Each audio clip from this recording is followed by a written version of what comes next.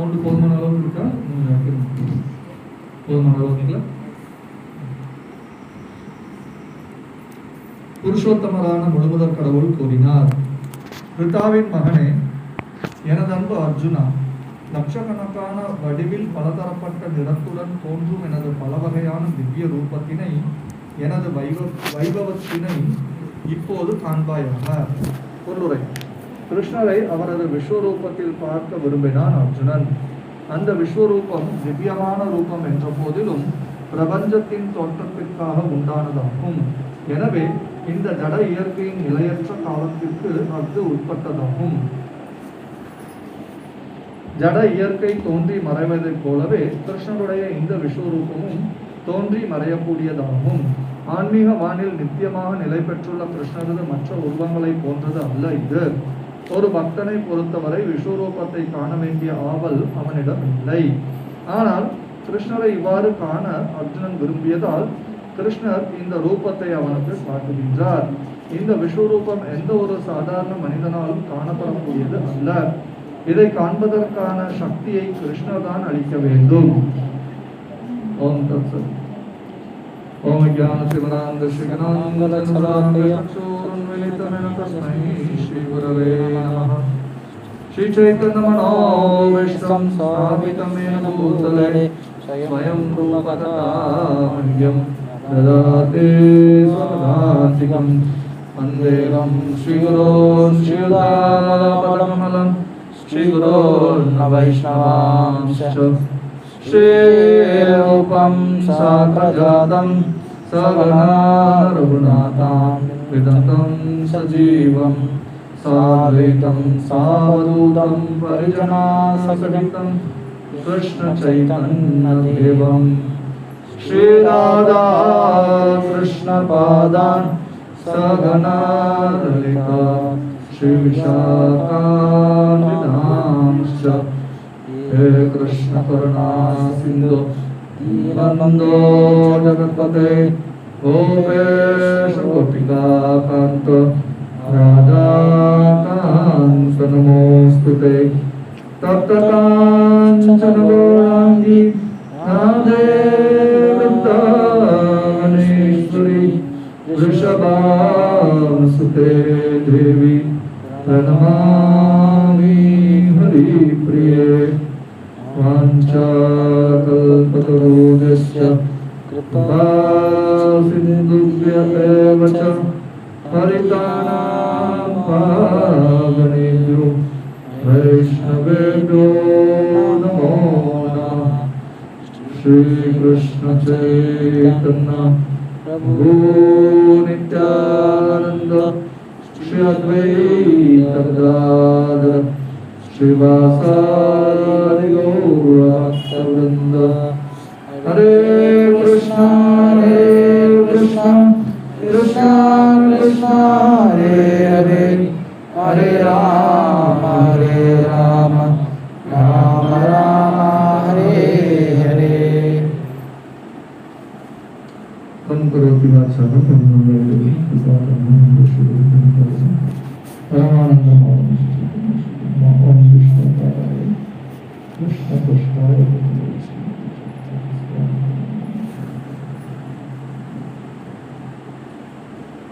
नमो ओम विष्णुपादाय कृष्णपृष्ठाय भूतले श्रीवेदांत स्वामी नामने नमस्ते सारस्वती देवे गौरवाणी विचारिणे निर्विशेष शून्यवादी भाषाति देशना।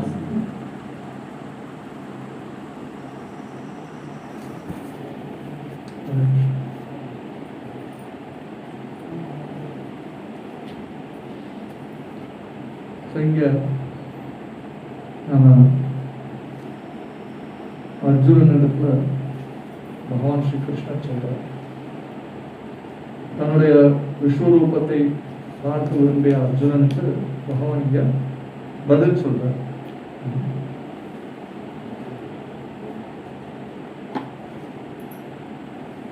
இங்க என்ன சொல்றார்? பஷ்யமே. பஷ்யமே அப்படின்னாக்கா பார். ஏன்னா அவன் என்ன காமி அப்படின்னு கேட்டான். இல்ல என்ன எதை காமிக்க சொன்னா? விஸ்வரூபம். 10வது அத்தியாயத்துல கிருஷ்ணர் எதெல்லாம் தான் விவரிச்சாரோ 10வது அத்தியாயத்துல என்னெல்லாம் சொன்னார் கிருஷ்ணர்?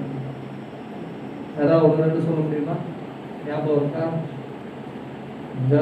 ஒரு மாசம் ஒரு வருஷத்துக்கு முன்னாடி அதுக்கப்புறம் இப்ப இந்த கீழே வந்து கேட்டா எப்படி? யாருக்கா ஞாபகம் இருக்கா 10வது அத்தியாயத்துல கிருஷ்ணர் என்னெல்லாம் சொன்னார் அப்படின்னு?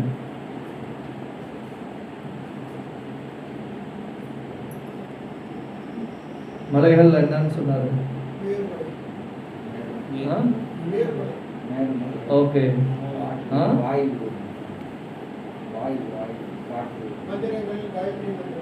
ஓகே, மந்திரங்கள்ல காயத்ரி மந்திரம்,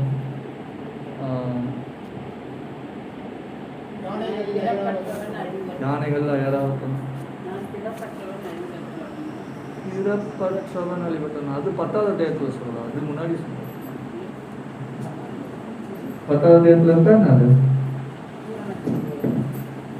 7வது.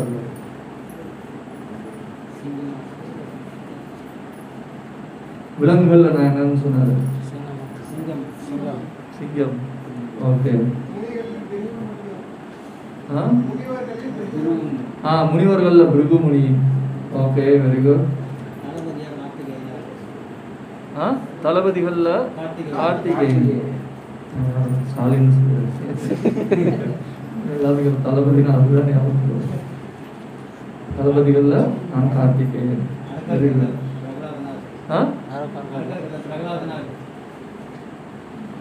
அசுர வர்க்கத்துல குதிரைகள்ல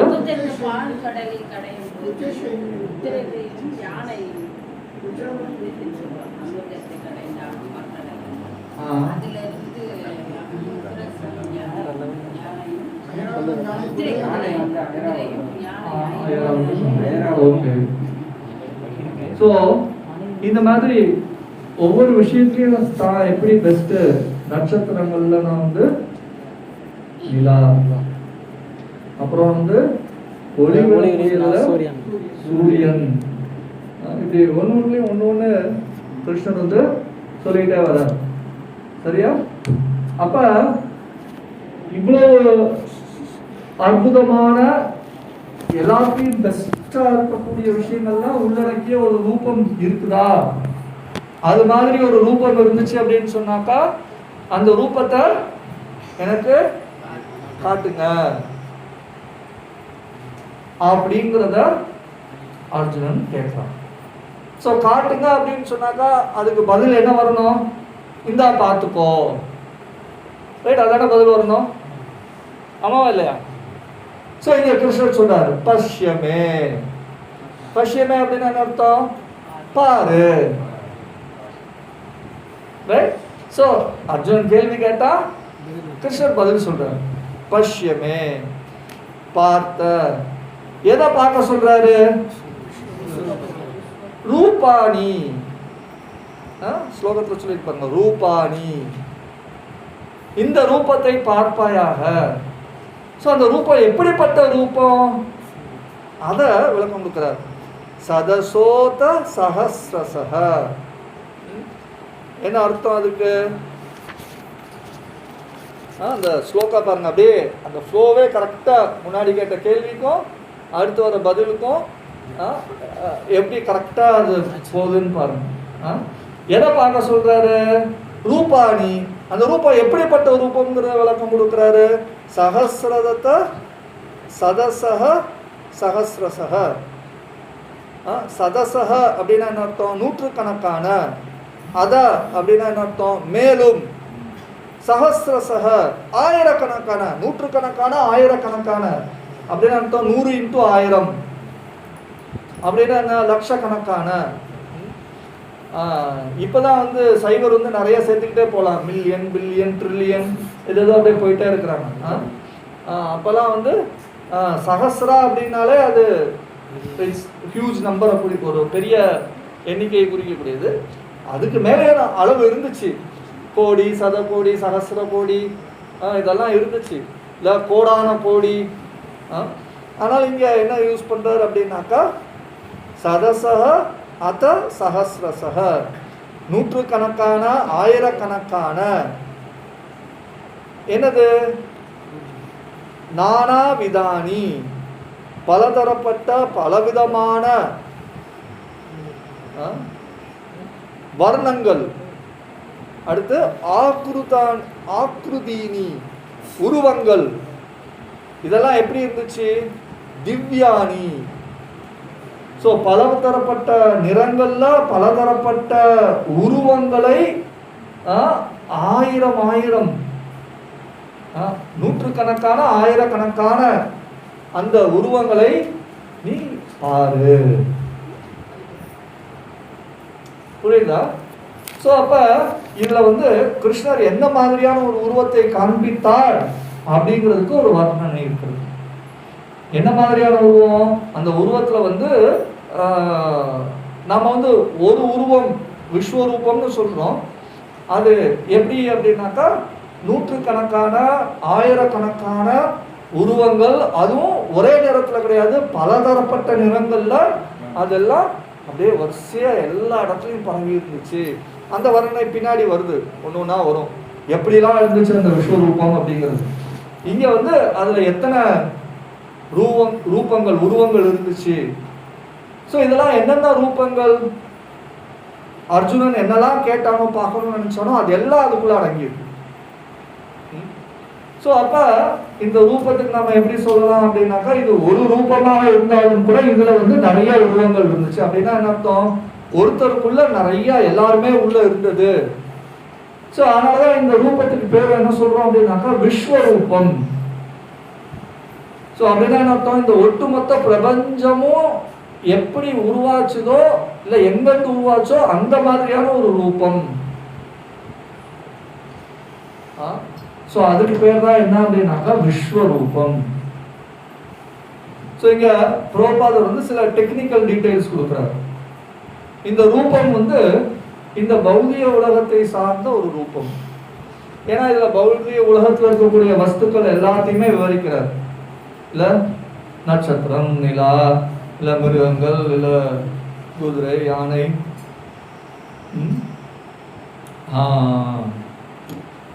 வேற என்ன, மலை, சிகரம், இப்படி ஒண்ணு ஒண்ணா எல்லா வஸ்துக்களையும் விவரிக்கிறார். ஸோ இந்த பௌதிக உலகத்து வஸ்துக்களால ஆக்கப்பட்ட பகவானுடைய ஒரு ரூபம் அதனால இது என்ன அப்படின்னாக்கா இந்த பௌதிக உலக காலத்திற்கு உட்பட்டது. நம்ம பொதுவா பகவானுடைய ரூபம் என்ன சொல்லுவோம் அப்படின்னாக்கா இந்த காலத்தினுடைய தாக்கத்திற்கு அப்பாற்பட்டது அப்படின்னு சொல்லுவோம். ரைட்? ஸோ இங்கே நம்ம பிரபுபாதர் பொருளுரையில் எழுதுறத பார்க்கலாம். என்ன? இந்த விஸ்வரூபம் தோன்றி மறையக்கூடியதாகும். தோன்றி மறையக்கூடியது. அதனால என்ன? ஆன்மீக வானில் நித்தியமாக நிலை பெற்றுள்ள கிருஷ்ணரது மற்ற உருவங்களை போன்றது அல்ல இது.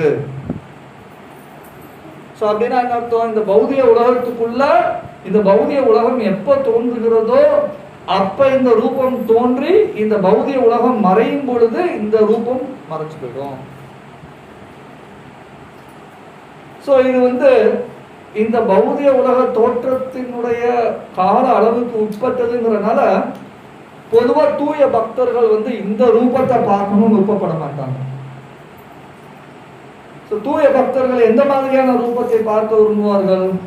பகவானுடைய ஷாம சுந்தர ரூபத்தை பார்க்க விரும்புவார்கள். அது இந்த அத்தியாயத்தினுடைய கடைசியில அர்ஜுனன் திரும்ப கேட்பான், உங்களுடைய உண்மையான ரூபத்தை எனக்கு திருப்பி காட்டுங்க, இது ரொம்ப எனக்கு பயமா இருக்குது, கோரம் ரூபம் ரொம்ப அச்சத்தை கொடுக்குது, அதனால உங்களுடைய அழகான உண்மையான ரூபத்திற்கு திரும்பி வாங்க அப்படின்னு சொல்லவும் அவர் தன்னுடைய ஷாமசுந்தர ரூபத்துக்கு 2 கை கிருஷ்ணரா திரும்பியும் அவர் தன்னை உருமாற்றி கொள்கிறார். அப்ப இந்த ரூபம் என்ன மாதிரியான ரூபம் அப்படின்னு கேட்டோம்னாக்கா இந்த படைப்பு ஆரம்பிக்கும் பொழுது, இந்த பிரம்மாண்டம் சிருஷ்டிக்கப்படும் பொழுது, ஆரம்பிக்கும் பொழுது எப்படி ஆரம்பிக்குது? காரணோதகசாய் விஷ்ணு, மகாவிஷ்ணு அப்படின்னு சொல்றார். ஸோ அவர் விழிக்கும் பொழுது அவருடைய உடல்ல இருந்து பிரம்மாண்டங்கள், சில சாஸ்திரங்கள் என்ன சொல்லப்பட்டிருக்கு, அவருடைய தோல்ல இருக்கக்கூடிய அந்த ஓட்டை துவாரமத்திலே ரோமத்தில் இருக்கிற நம்ம மயிர், அது என்னது, இந்த ரோமங்கள் இருக்கக்கூடிய அந்த துவாரம் ஒன்னொன்னுல இருந்து ஒவ்வொரு அண்டம் வருதான் ஒரு பிரம்மாண்டம். அப்படின்னா எத்தனை பிரம்மாண்டங்கள் இருக்கும்? கணக்கில்லாத பிரம்மாண்டங்கள் இருக்குது. ரைட்? ஸோ அப்ப அவ்வளவு பிரம்மாண்டங்கள்ல இயக்குறதுக்காக அந்த மகாவிஷ்ணு அல்லது காரண உதகசாயி விஷ்ணு அப்படிங்கிறவர் என்ன பண்றாரு அப்படின்னாக்கா, தன்னை விரிவுபடுத்தி எல்லாத்துக்குள்ளேயும் உள்ள நுழையிறார். உள்ள நுழைஞ்சு அதுல தன்னுடைய வேர்வையால அதை பாதி நிரப்புறாரு. ஒவ்வொரு பிரபஞ்சத்துக்குள்ளேயும் நுழையிறாரு அந்த மாதிரி, இல்ல ஒவ்வொரு பிரம்மாண்டத்துக்குள்ளேயும். அப்படி உள்ள நுழைஞ்சு அதுல பாதி நீரால நிரப்பி அதுல வந்து சயனிக்கிறார். அவருக்கு பேரு கர்ப்ப உதக சாய் விஷ்ணு. முதல்ல சொன்னது காரணதக சாய் விஷ்ணு, ரெண்டாவது சொன்னது கர்ப்போதக சாய் விஷ்ணு. ஸோ இந்த கர்ப்போதக சாய் விஷ்ணுனுடைய நாபியிலிருந்து ஒரு தாமரை மலர்கிறது. இது நம்ம கேள்விப்பட்டிருப்போமா? எல்லாத்துக்கும் தெரியும். எங்க எந்த கோயில்ல பார்த்திருக்கோம் நம்ம?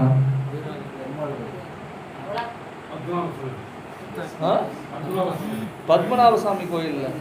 எங்க? திருவாண்டரத்துல. Very good. அதே மாதிரி அந்த அவருடைய நாபில இருந்து பிரம்மா வராதா என்ன?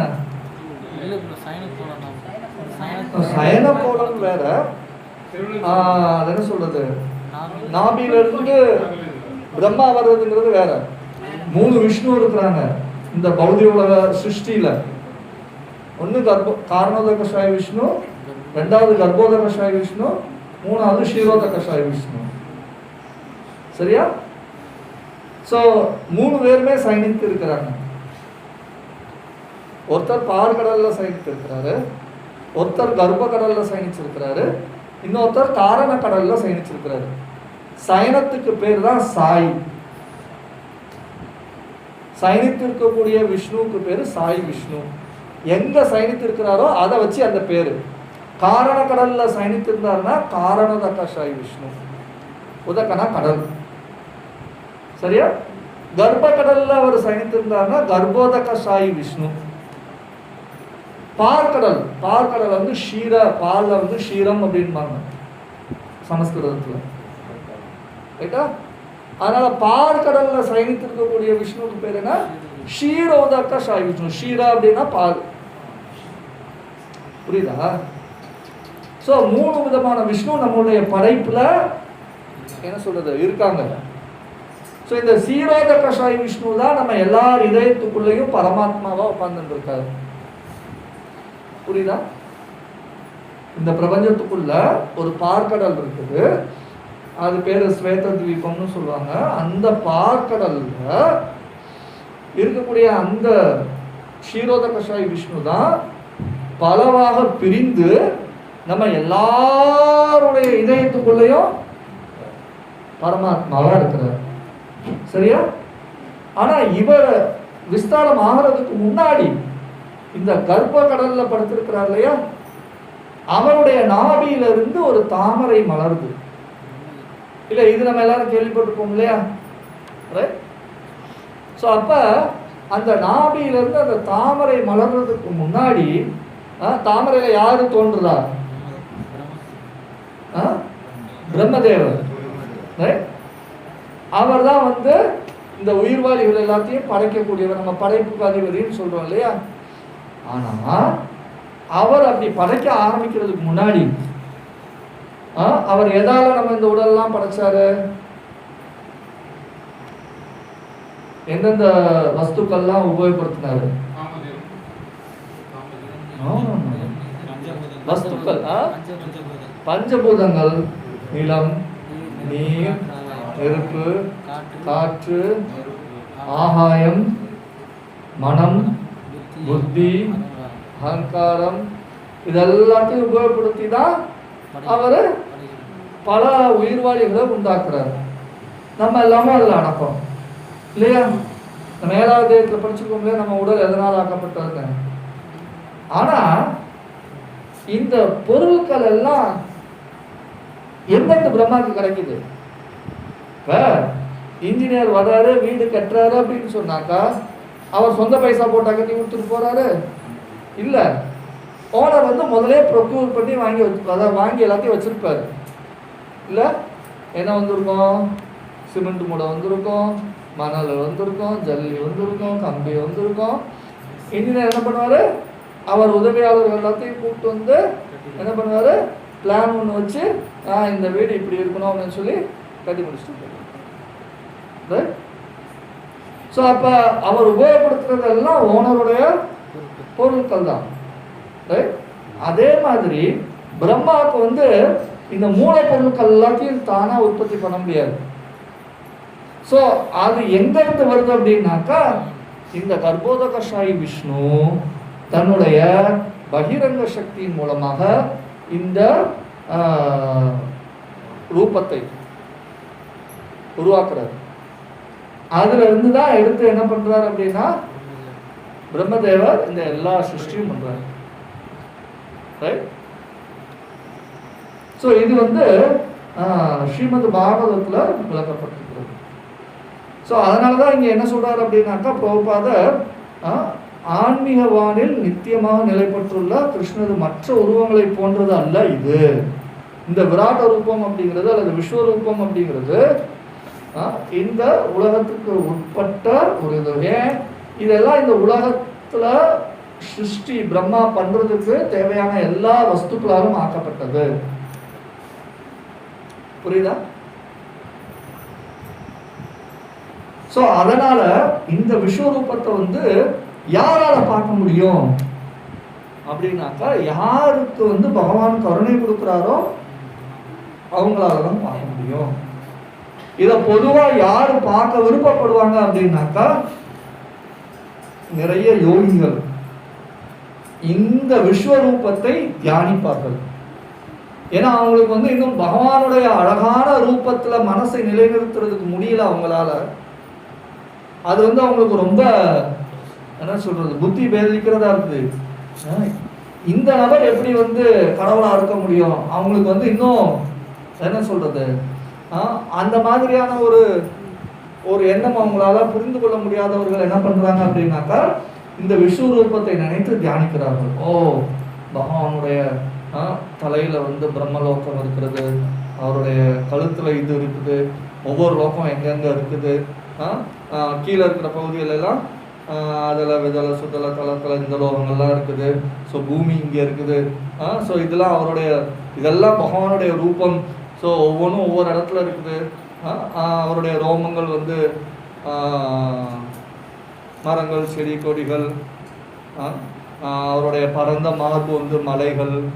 இப்படி பாகவதத்தில் வந்து ஃபுல் வர்ணனை எப்படி பகவானுடைய இந்த விஸ்வரூபமானது இந்த ஒட்டுமொத்த பிரபஞ்சமாக இருக்கிறது அப்படிங்கிறதுக்கான விவரணை கொடுக்கப்பட்டிருக்கு. சரியா? ஸோ அப்ப அந்த ரூபத்தை இந்த யோகிகள் வந்து ரொம்ப கடுமையான தவம் செய்து அதை தியானித்து அப்பதான் வந்து அவங்க அந்த ரூபத்தை பார்க்க முடியும். அதுவும் எப்ப பகவான் அவங்களுக்கு கருணை காட்டும் பொழுது அவங்களால இந்த விஸ்வரூபத்தை தியானிக்க முடிகிறது. அது ஒரு லாங் ப்ராசஸ். ரொம்ப ரொம்ப வருஷம் அந்த மாதிரியான தியானம் பண்ணாங்கன்னா அதுல எப்படி யாமா, நியமா, ஆசனா, பிரணயாமா, பிரத்யாகாரா, தாரணா, அதுக்கப்புறம் தியானா, அதுக்கப்புறம் சமாதிங்கிற நிலைக்கு வரும் பொழுது அவங்களால தொடர்ச்சியாக இந்த விஸ்வரூபத்தை தியானிக்க முடியும். ஆனா இங்க அர்ஜுனன் வந்து கேட்டான் அப்படிங்கிறதுக்காக கிருஷ்ணர் வந்து என்ன பண்றாருனாக்கா, கருணை வைத்து இந்த விஸ்வரூபத்தை அர்ஜுனனுக்கு காட்டுறார். ஏன் அப்படி காட்டுறார்? ஏன்னா இந்த விஸ்வரூபத்துக்கும் தான் தான் அதிபதி அப்படிங்கிறத இங்க கிருஷ்ணன் வந்து நிரூபிக்கிறார். புரியுதா? இந்த விஸ்வரூபம் அப்படிங்கிறது ஏதோ தனியா அதுவா உருவாயிட்ட ஒண்ணும் கிடையாது. இதுவும் கூட என்னிடத்துல இருந்து தான் வர்றது. ஆனா என்னுடைய ரூபம் தனிப்பட்ட அழகான ரூபம். அது என்ன? வேணும் கொணந்தம் அரவிந்த தலாயதாக்ஷம் பர்ஹாவதம் சமசிதாம்புத சுந்தராங்கம் கந்தர்பகோட்டி கமனீய விசேஷ சோபம் கோவிந்தமாதி புருஷம் அமஹம் பஜாமி. கைகள்ல புல்லாங்குழலை கொண்டு வேணும் ரம்யமாக இசைத்து கொண்டிருக்கக்கூடிய அந்த ரூபம் வேணும் கொணந்தம். அடுத்து அரவிந்த தலாயதாக்ஷம், தாமரை இதழ்கள் மாதிரியாக இருக்கக்கூடிய அழகிய கண்களை கொண்டவர். பர்ஹாவதம்சம், அவருடைய தலையில அழகான மயில் தோகையை கொண்டிருப்பார். அசிதாம்புத சுந்தர அங்கம், அவருடைய ஒவ்வொரு அங்கங்களும் ரொம்ப நேர்த்தியா அப்படியே அப்படியே என்ன சொல்றது, செதுக்கி வச்ச மாதிரி அப்படின்னு சொல்லுவாங்க இல்லையா, அந்த மாதிரி பெர்ஃபெக்டா அவருடைய ஒவ்வொரு அங்கங்களும் அந்தந்த அளவுக்கு அப்படியே பார்க்கறதுக்கே ரொம்ப அழகா இருக்கும். அதாவது சுந்தர அங்கம், ரொம்ப அழகான ஒரு விஷயத்த சொல்லும்போது சுந்தர அப்படின்னு சொல்லுவாங்க. சுந்தர அங்கம், ஹிந்தியில சொல்லுவாங்க பகுத் சுந்தர் அப்படின்னு, ரொம்ப அழகு அப்படிங்கிறது தான் அந்த வார்த்தை உபயோகப்படுத்துது. சுந்தராங்கம் எப்படி அவ்வளோ என்ன மாதிரியான அழகா இருக்கு, என்ன அளவு சொல்றது? கந்தர்ப்ப கோட்டி கமனிய விசேஷ சோபம். நமக்கு அழகுனா இந்த உலகத்துல மன்மதன் தான் ஞாபகத்துக்கு வரும் இல்ல? அது மாதிரி கோடி மன்மதனை ஒன்னா சேர்த்து வச்சா எவ்வளவு அழகு இருக்குமோ அதெல்லாம் தூக்கி சாப்பிடுற அளவுக்கு இன்னும் மிதமிஞ்சிய அளவுக்கு ஒரு அழகு பகவானுடைய அழகு இருக்கும். கந்தர்ப்ப கோடி கமனிய விசேஷ சோபம். இதெல்லாம் ஒண்ணுமே இல்லாம பிச்சை வாங்குற அளவுக்கு இந்த கோடி மன்மதர்களை ஒன்னா சேர்த்து ஒரு அழகு சேர்த்த உருவாக்குனா கூட அந்த அழகு கிருஷ்ணனுடைய அழகுக்கு முன்னாடி பிச்சை வாங்கணும். அந்த மாதிரியான அவருடைய ஒரு அந்த அழகை தூய பக்தர்கள் அதை தான் பார்க்கறதுக்கு எப்போ விருப்பப்படுவாங்க. ஏன்னா அந்த ரூபத்தையே அவங்க சேவை செய்து செய்து செய்து அவங்களுடைய மனசுல அதுதான் லைட் இருக்கும். அந்த மாதிரியான தூய பக்தர்களுக்கு இந்த விஸ்வரூபத்தை பார்க்கணும் அப்படிங்கிறதுல அவ்வளோ ரொம்ப ஆர்வம் கிடையாது. ரைட்? அப்போ ஒருத்தருக்கு கேள்வி வரலாம், அப்படின்னா அர்ஜுனன் ஏன் சார் பார்க்கணும்னு கேட்டாரு? ஏன்னா அர்ஜுனன் கேட்டது நமக்காக. என்ன, நமக்கெல்லாம் பகவான் அப்படின்னு சொன்னாக்கா ஏதாவது மேஜிக் பண்ணாதான் பகவான் இல்ல? தங்க செயின் கொண்டு வரணும், இல்ல படத்துல இருந்து விபூதி விழணும், இல்ல வாயில இருந்து லிங்கம் கொண்டு வரணும், இல்ல இப்ப லேட்டஸ்ட் ஸ்டைல் என்ன அப்படின்னாக்கா மரம் நட சொல்லணும், இல்லாட்டினா பெரிய பெரிய சிலையை உண்டாக்கி தியானம் பண்ணுங்க அப்படின்னு சொல்லணும். இப்பெல்லாம் அதுதான் ட்ரெண்டு, லேட்டஸ்ட் ட்ரெண்டு. ஒரு காலத்துல ட்ரெண்ட் இருந்துச்சு என்ன அப்படின்னாக்கா விபூதி கொடுக்கறது, தங்க செயின் கொடுக்கறது, லிங்கம் எடுக்கிறது. இது ஒரு ட்ரெண்ட் இருந்துச்சு. அந்த ட்ரெண்டு முடிஞ்சு போச்சு இல்ல? முடிஞ்சு போச்சு இல்ல? அது இப்ப அடுத்த ட்ரெண்ட் இது. ஒவ்வொருத்தரும் அவங்கவுங்க ட்ரெண்டை அவங்கவுங்க பெரிய ஆளா இருக்கும் பொழுது அவங்க ஒரு ட்ரெண்டை கொண்டு வருவாங்க. ஆனா பகவான் எப்படிப்பட்டவர் அப்படிங்கிறது இங்க அர்ஜுனன் எல்லாத்துக்கும் தெரியணும். ஸோ கிருஷ்ணர் அப்படின்னாக்கா ஏதோ இளைய குலத்துல பிறந்த ஒரு மாடு மேய்க்கிற பையன் அவ்வளவுதான், அவருக்கு என்ன அப்படிங்கிறது இல்லாம அவர் என்ன அப்படின்னாக்கா தான் தான் எல்லாத்துக்கும் காரணமா இருக்கேன் அப்படிங்கிறத விளக்கம் கொடுக்குறாரு.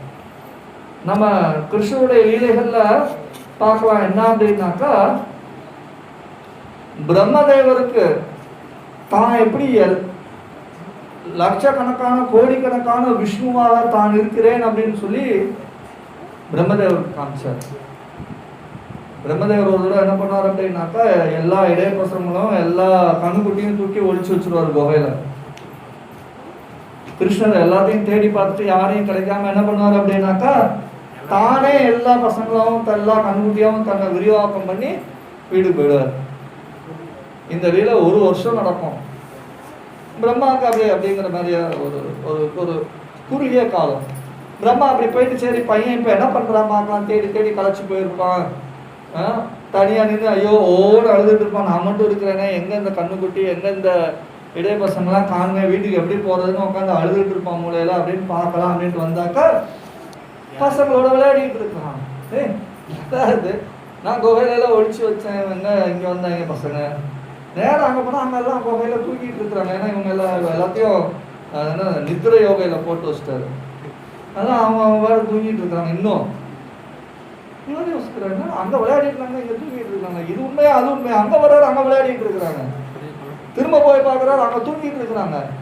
என்னடா அங்கேருந்து இங்கே வந்துட்டாங்களா, இங்கேருந்து அங்கே போயிட்டாங்களா? இல்லை எனக்கே தண்ணி காட்டுறாங்களா, இங்கேருந்தா அங்கே, அங்கேருந்தா இங்கே. அவர் இங்கிட்ட அங்கிட்ட ஓடுறாரு, 2 சைடு இருக்கிறாங்க. பிரம்மாவுக்கு 1 நிமிஷத்துல அப்படியே குழம்பி, பிரம்மாவுக்கு மூளை குழம்பி போச்சு.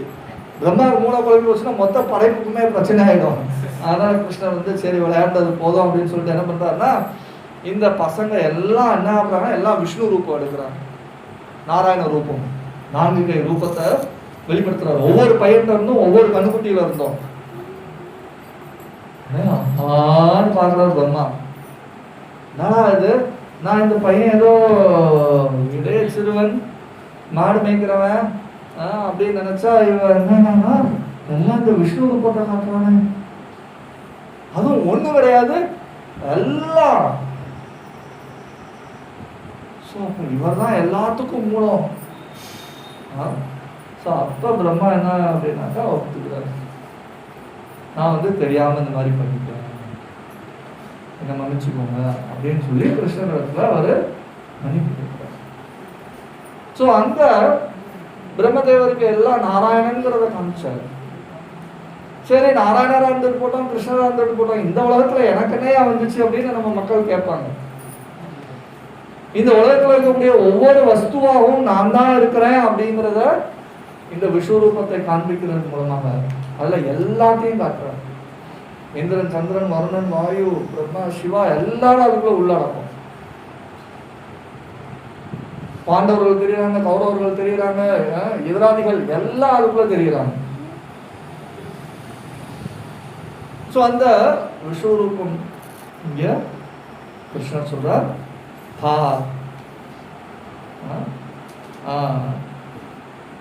என்ன வார்த்தை உபயோகப்படுத்துற, ரொம்ப அழகான வார்த்தை. என்ன சதச சகஸ்ரசக, நூற்றுக்கணக்கான ஆயிரக்கணக்கான உருவங்களை கொண்ட இந்த ரூபாணி, இந்த ரூபத்தை பஷ்யமே பார்ப்பாயாக அர்ஜுனா. ஸோ அதனாலதான் கிருஷ்ணர் எல்லாருக்கும் மூலம், கிருஷ்ணஸ்து பகவான் ஸ்வயம் அப்படின்னு சொல்லி ஸ்ரீமத் பாகவதத்துல வியாசதேவர் சொல்றார். கிருஷ்ணர் தான் வந்து எல்லாத்துக்கும் மூலமானவர், ஆதி புருஷர். அதனால்தான் பிரம்மதேவரும் பாடுறார், கோவிந்தம் ஆதி புருஷம், அந்த கோவிந்தனை நான் வழிபடுகின்றேன் அப்படின்னு சொல்றார். தமஹம் பஜாமி. ஸோ அப்படிப்பட்ட கிருஷ்ணரை நம்ம இந்த கலியுகத்துல ரொம்ப எளிமையா வழிபடுறதுக்கு நமக்கு ஸ்ரீ சைத்தன்ய மகாபிரபு வழிவகுத்திருக்கிறார்.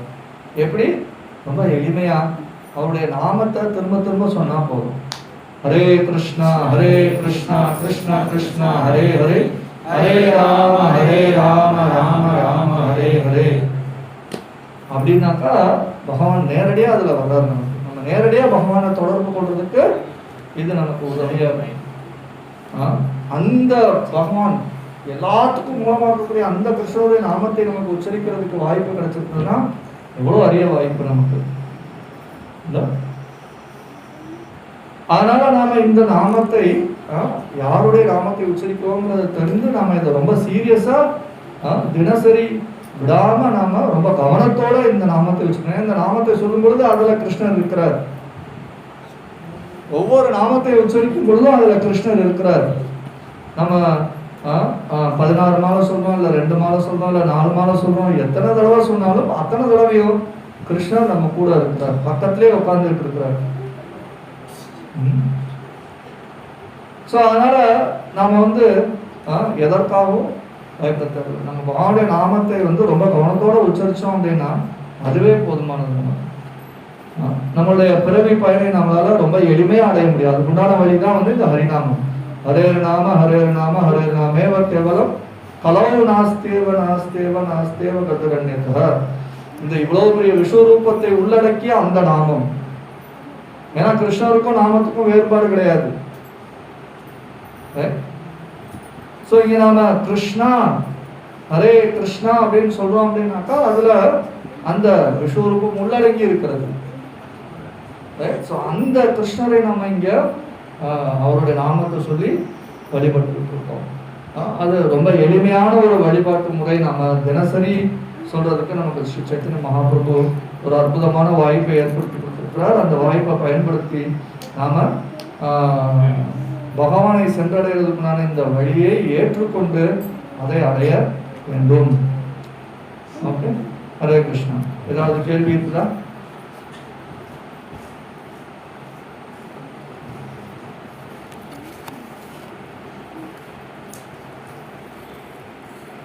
ஏதாவது கேள்வி?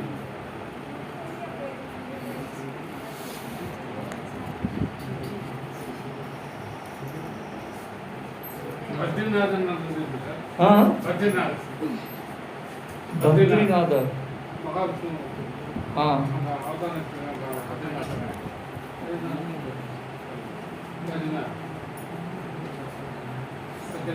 பத்ரிநாத் எனக்கு எதுவும் ஸ்பெஷலா லீலை எதுவும் கேள்விப்பட்டிருக்கேன். மலை மேல இருக்கிறார். அது ஒரு பத்ரிநாத் கோயில நரநாராயண ரிஷியா.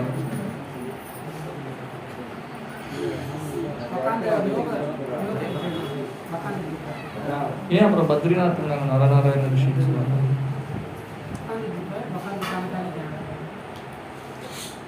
எனக்கு ரெண்டும் ஒன்னாங்கிறது. பத்ரிநாத்தும் நரநாராயண ரிஷியும் ஒன்னா அப்படிங்கிறது நான் பார்த்துட்டு சொல்றேன். ஏன் பத்ரிநாத்னு பேர் வந்துச்சு? அங்க நரநாராயண ரிஷி தவம் இருந்த இடம்னு சொல்லப்பட்டிருக்கு பாகவதத்துல.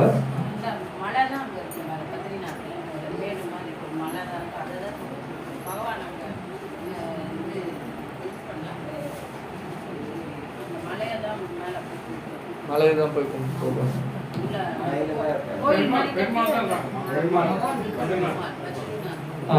நான் அங்க இருக்கிறது பகவானுடைய ரூபம் என்னங்கிறத பார்த்து நான் அடுத்த வாரம் சொல்றேன். ஏன்னா ஒவ்வொரு ரூபத்துக்கும் ஒவ்வொரு லீலை இருக்கும். அது என்னன்னு தெரிஞ்சுட்டு பேசணும்னா வடநாட்டுல தெரியும். என்ன விக்கிரகம் அப்படிங்கிறது எனக்கு ஞாபகத்துக்கு நான் பார்த்துட்டு சொல்றேன்.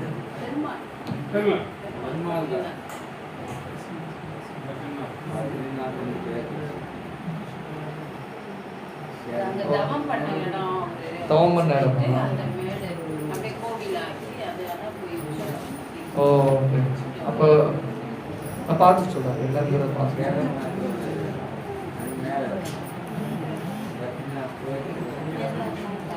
Okay okay. இப்போ எல்லாரும் தர்ஷனம் பார்த்துட்டு பிரசாதம்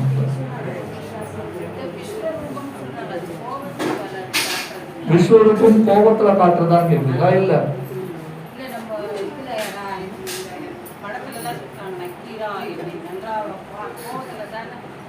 அது விஸ்வரூபம் கிடையாது. 3வது கண்ணை காட்டுறது அது கோபம். இது அப்படி கிடையாது. இது அர்ஜுனன் அந்த ரூபத்தை பார்க்கறதுக்கு கேட்ட அவனுக்கு ஒரு ஒரு என்ன சொல்றது ஆர்வ கோளாறு, கியூரியாசிட்டி. ஏதாவது ஒன்று புதுசா இருந்துச்சுன்னா பார்க்கணும்னு நமக்கு தோணும்ல. ஸோ கிருஷ்ணர் ஒரு பல விஷயங்களோட நான் இதுல இதெல்லாம் சொன்னோம். இப்படி ஒரு ரூபம் இருந்துச்சுன்னா